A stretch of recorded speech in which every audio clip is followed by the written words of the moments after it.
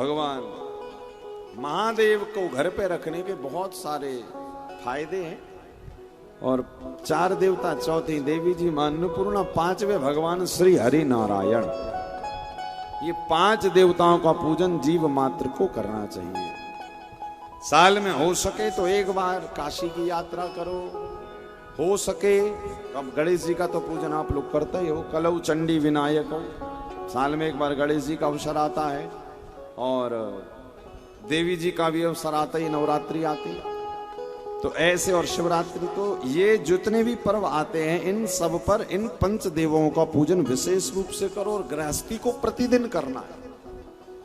जो लोग कहते हैं ना, किसी को रोग की समस्या है, किसी को धन की, किसी को विवाह की, किसी को घर की, किसी को गाड़ी की, किसी को ये है कि हमें कोई समस्या क्यों नहीं है, तो आप इन 5 देवताओं का पूजन करोगे, अपने आप जीवन में छोटी मोटी चीजें ठीक होती जाएंगी।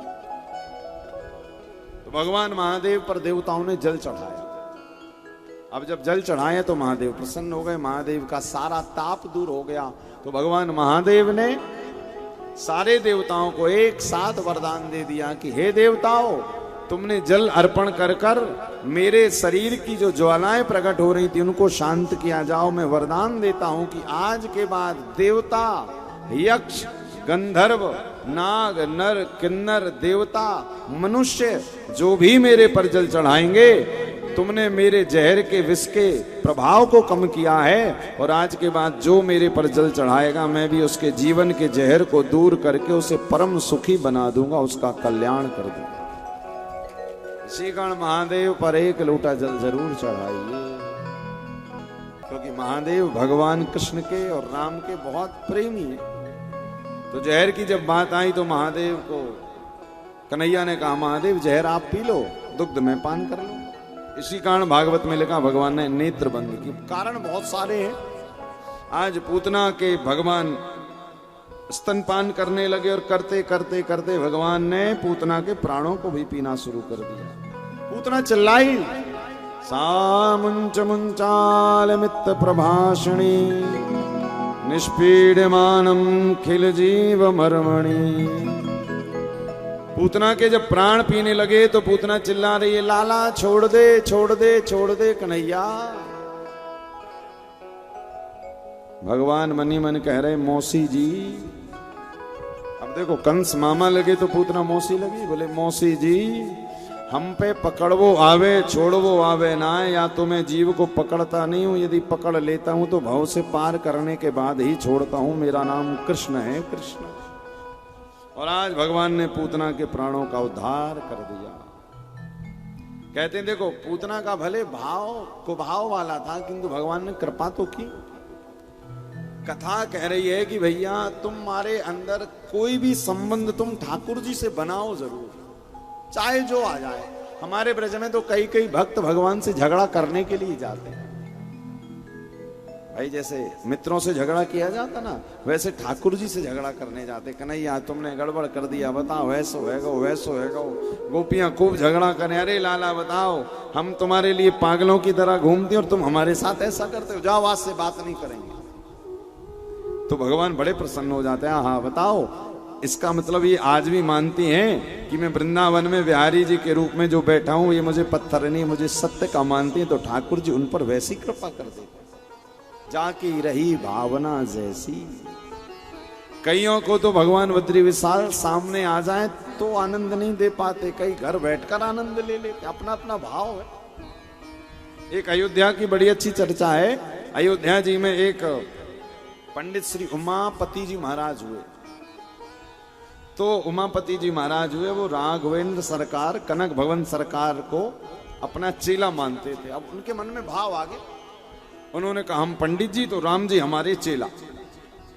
तो अब राम जी को चेला माने और रोज जाएं घर से बढ़िया माला पहनकर, और मंदिर में जाकर पुजारी जी से अपनी माला उतार कर गले की कहें, लो हमारे चेला को चढ़ा दो, राम जी को चढ़ा दो। गजब की भक्ति। अब जब संसारी वहां के पुजारियों ने, पंडितों ने देखा, उन्होंने कहा, बताओ, पंडित जी रोज आते हैं और अपने गले की माला उतार कर ठाकुर जी को पहना देते हैं, ये कहाँ का न्याय है?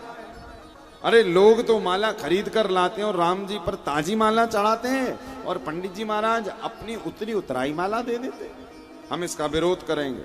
और पंडित जी तो भाव में थे, अपने आप को गुरु मानते थे राम जी का। अब कहते हैं कि डेली जाएं माला उतारें, पुजारी जी से कहें दे। तो एक दिन गए तो वहां पर पंडित जी और बाकी की पुजारी थे, बोले हम ये नहीं होने देंगे। पंडित जी ने कहा क्यों नहीं होने दोगे? बोले आप अपने गले की जूठी माला राघव जी को चढ़ाते हो, भगवान विग्रह का दोष, विग्रह में दोष उत्पन्न होता है, दोष पड़ता है, हम नहीं ऐसा करने देंगे। हम ताजी माला भगवान पर चढ़ाएंगे, आपकी नहीं चढ़ाएंगे। पंडित जी ने कहा ठीक है, ताजी यदि चढ़ानी तो चढ़ा लो, हमारा चेला पहने गई। इतना भरोसा था राम जी पर। चेले पे जब तक गुरु जी की माला ना चढ़े तो चेला प्रसन्न नहीं होते। अब ब्राह्मणों ने खूब बढ़िया ताजी माला पहनाई, जैसे ही भगवान पर चढ़ाए वैसे ही माला टूट जाए। फिर चढ़ाई, फिर टूट गई, फिर चढ़ाई, 4-5 बार जब हुआ टूट गई। पंडित जी ने कहा हमारी उतरी माला चढ़ाओ। और जैसे ही पंडित जी की उतरी माला चढ़ाई तो राम जी का मुकुट झुक गया और वो माला स्वीकार कर ली, और माला टूटी नहीं। वहां के पंडित जी लोग देख कर रह गए, गजब है पंडित जी, आपके चेला बन गए राम जी। और तो और पंडित जी महाराज ने कहा केवल राम जी हमारे चेला नहीं, हम जानकी मैया को अपनी पुत्र वधूवत मानते हैं। अच्छा कैसे? बोले हम जब मंदिर आते ना कनक भवन सरकार, तो हम सीधे नहीं आते हैं, हम पहले बाहर से आवाज लगाते, चेला हमारे अंदर, पुत्र वधू से कहो कि जरा पर्दा कर ले। तो जब पंडित जी महाराज जाते थे ना तो सीता जी का पर्दा जरा लगा देते थे, और सीता जी का पर्दा लगा होता था और पंडित जी राम जी से बात किया करते। कहते एक दिन हुआ यूं कि पंडित जी महाराज बाहर से आवाज लगा कर गए, चेला हम आ रहे हैं, और अंदर के पुजारी ने जानकी मैया का पर्दा नहीं लगाया। तो कहते हैं जानकी मैया ने स्वयं उठकर अपना पर्दा लगा लिया कि हमारे गुरु जी आ रहे हैं, पंडित जी आ रहे हैं। ये दृश्य पंडित जी ने देख लिया। हाय पंडित जी के तो सिर पे कलेजे में मानो छुरी चले गई कि बताओ, जिस पुत्र वधू को कौशल्या ने आज तक एक काम नहीं करने दिया, और वो सीता, वो माँ जानकी हमारे लिए उठकर पर्दा लगा रही है, अब कल से हम मंदिर नहीं आएंगे। हमारी पुत्र वधू को बड़ा कष्ट हो गया, और पुजारी को बड़ा डांट लगाए कि पुजारी तू आलसी करता है, आलस्य करता है, जब मैं आता हूं तो तू पर्दा नहीं लगा पाया, आज से मैं मंदिर नहीं आऊंगा। और उस दिन के बाद से पंडित जी महाराज बाहर, मंदिर के बाहर खड़े खड़े कहते थे, चेला बाहर से ही आशीर्वाद है।